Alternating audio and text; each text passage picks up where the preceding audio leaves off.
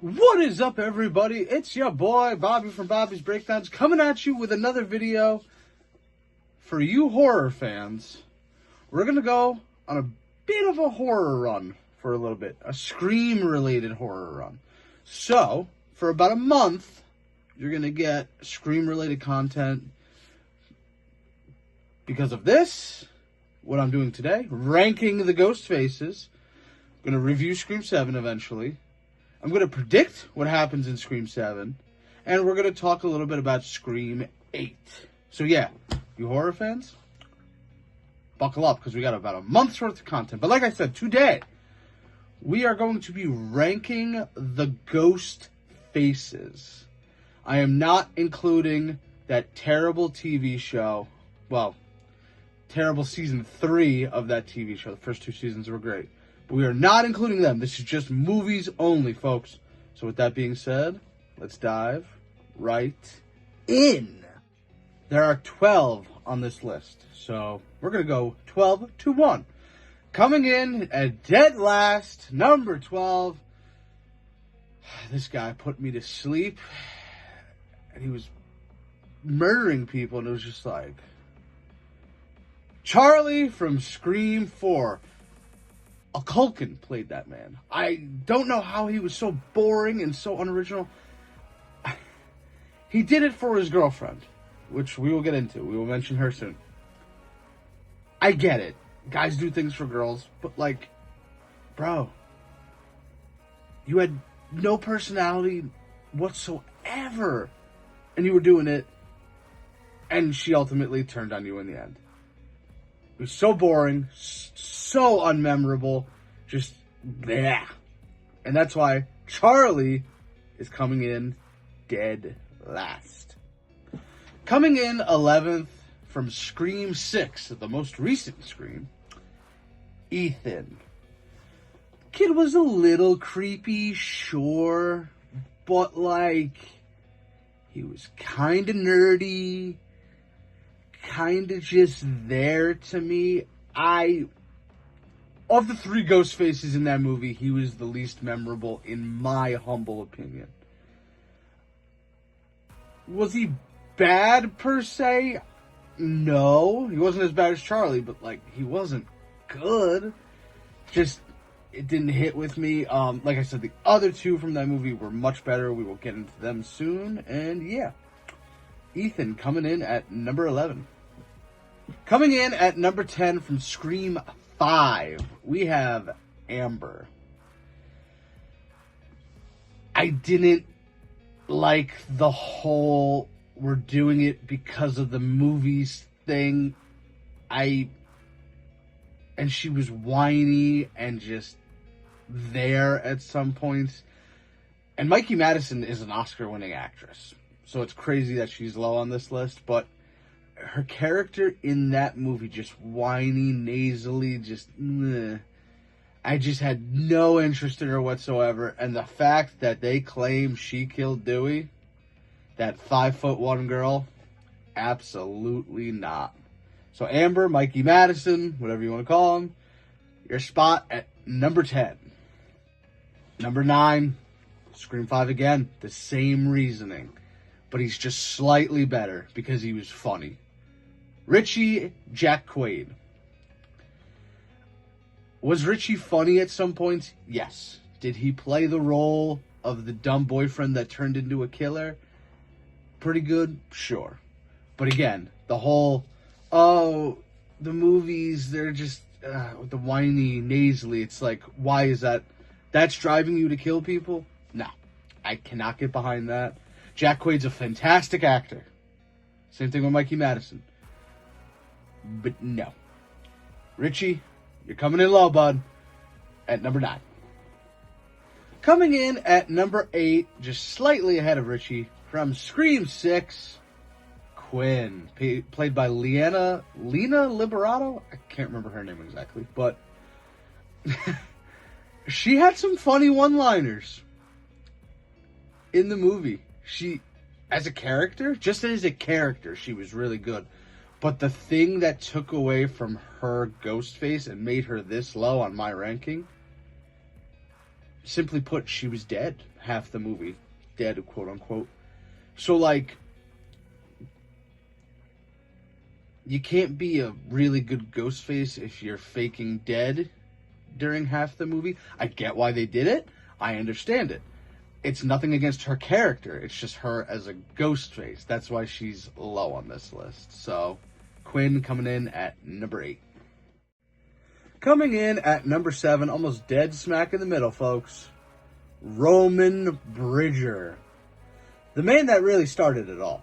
I know they say Billy Loomis started it all, but Roman was the mind behind everything, and yeah. Scream 3 is my least favorite movie. Roman as a killer was pretty good, but what brings him down is the fact that he was, like, teleporting, and I get he had the bulletproof vest, that's cool, they all do that, but, like, he was teleporting places, like if they would have thrown a second killer in there, it would have been fine, but, like, no. And also Scream 3 not being that good, Roman being a decent killer at the end when you finally figure out who it is, but you had no idea it was Sidney's brother in the moment, because why would you? And yeah, Roman Bridger, the man that started it all, you just missed coming in at the halfway mark. Now we're getting good, in my opinion. Really, really good. Number 6, my friend that I have met at Monster Mania, Dermot Mulroney, a.k.a. Detective Bailey from Scream 6.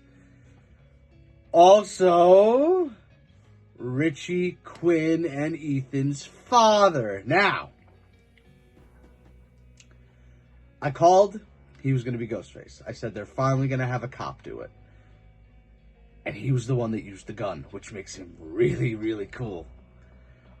He was methodical. He made you think it wasn't him because he was so on the side of them. But of course you had no idea he was the father of Richie. And that was a good swerve. We'll get into another good swerve in a few here. But yes, I thought he was really good. He wasn't as good as other Ghostfaces, but he was pretty good and I enjoyed his performance. So he gets the number 6 spot.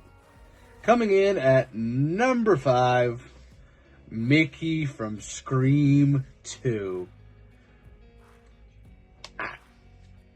You know, he was insane. But college is expensive. He needed his partner, which we'll get into here in a minute, to pay for it. He was just going to plead insanity, which, believe it or not, does work. Well, it doesn't work to get out of it, but gets you out of prison. He was kind of ahead of the curve on that one. Boyfriend killer.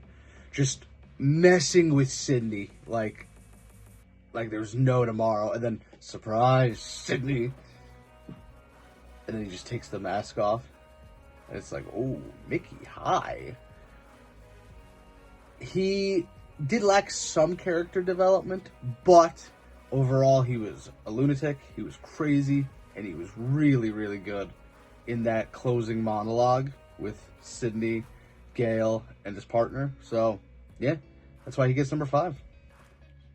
Coming in at number 4, Mickey's partner in Scream 2, Debbie Salt, a.k.a. Mrs. Loomis, Billy's mother. One of the biggest swerves I have ever seen in a movie. And why she was killing?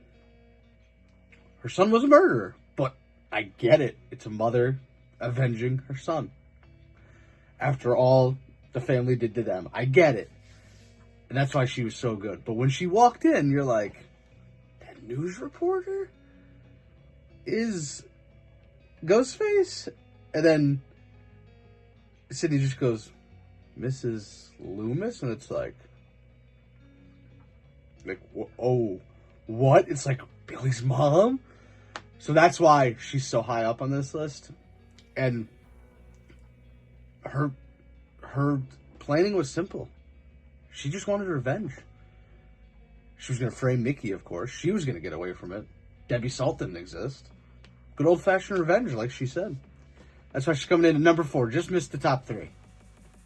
Number 3 from Scream 4. Kind of confusing there. I get it. Jill. Emma Roberts. While her partner was the worst Ghostface in history, she is top 3 on my list. The thinking that woman did, the physical harm she put herself through just to make it look like she was a victim, and ultimately it blew up in the end. But methodical, the killing, shooting her boyfriend in the sensitive area of men, that's a scene I cringe at every time I watch it.